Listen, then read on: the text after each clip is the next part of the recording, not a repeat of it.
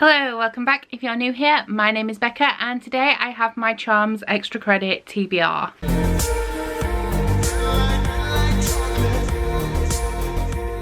So this is an extension of the Owls and Newts Magical Readathon, which I've taken part in both of, and this is, instead of it being a 1 month set of examinations, this is a 1 week extra credit readathon challenge with 5 prompts.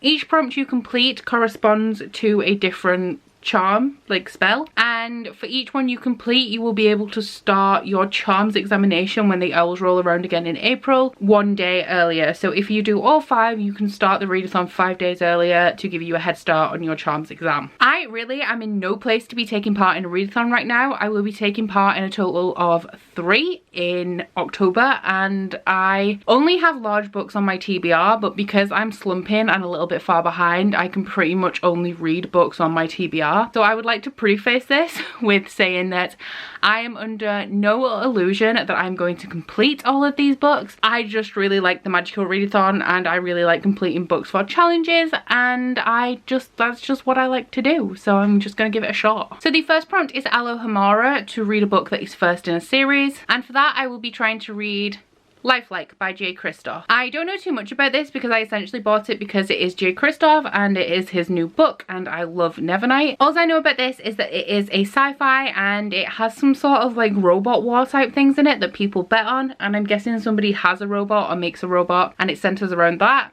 It has some characters with some pretty funky names, which is what I always appreciate about J. Kristoff. His sense of humour and awesome personality just really shines through into his work. So we have a character called Lemon Fresh, which, you know, there's weirder actual children's names in the world than Lemon Fresh, so I'm not offended by that in any way. And I thought that this was a standalone at first, but it is actually going to be the first book in a series, and so it will fit this challenge perfectly. The second prompt is Accio, to read a book that is top of your TBR, and I have 2 selections for this, depending on what I read in the days coming up to the start of this readathon. My first option is The Poppy War by R.F. Kong. This is a grimdark fantasy that centers on the historical events of the rape of Nanjing. I believe that it's based on that but set in a fantasy world. There are a lot of trigger warnings for the very dark topics in this book, such as rape, murder and things like that, and so if you are thinking of reading this book, please look into the trigger warnings before you go into it, as it covers quite a few sensitive topics. My second option is Hero at the Fall by Alwyn Hamilton, which is the 3rd book in the Rebel of the Sands trilogy. I really like this series, however I keep prioritizing other books before continuing on with it, so I left it a couple of months in between the 1st and 2nd books, and now I've left it a couple of months in between the 2nd and 3rd books,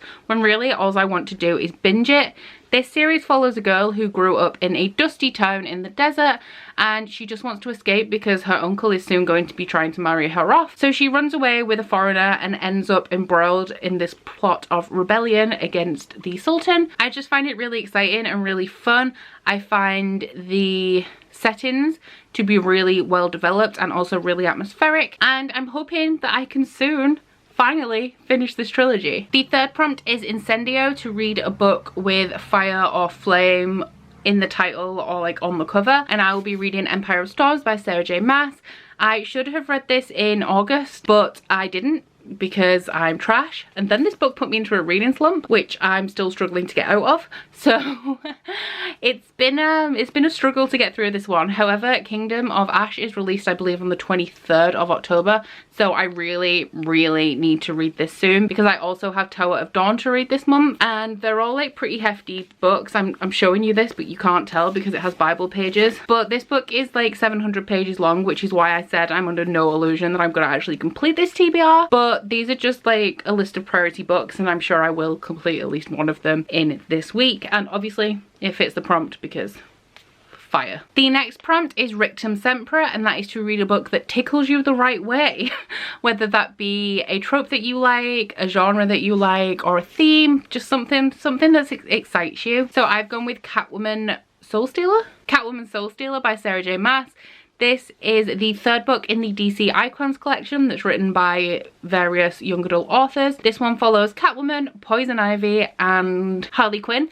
And I have said many times that I don't like superheroes, and I didn't really like the Batman Nightwalker book in this series. However, I love Sarah J Maas, she's one of my favourite authors, and I also really like villains. Following these three crazy dark bitches is really, really like up my alley, and definitely tickles me the right way. And then finally we have Lumos, and the prompt for that is to read a book with a light cover, and I have gone with Stealing Snow by Danielle Page. Don't really know what this is about, but I picked it up from the library recently because it has been on my Goodreads TBR forever, and so I thought, well, while it's here I might as well pick it up and read it.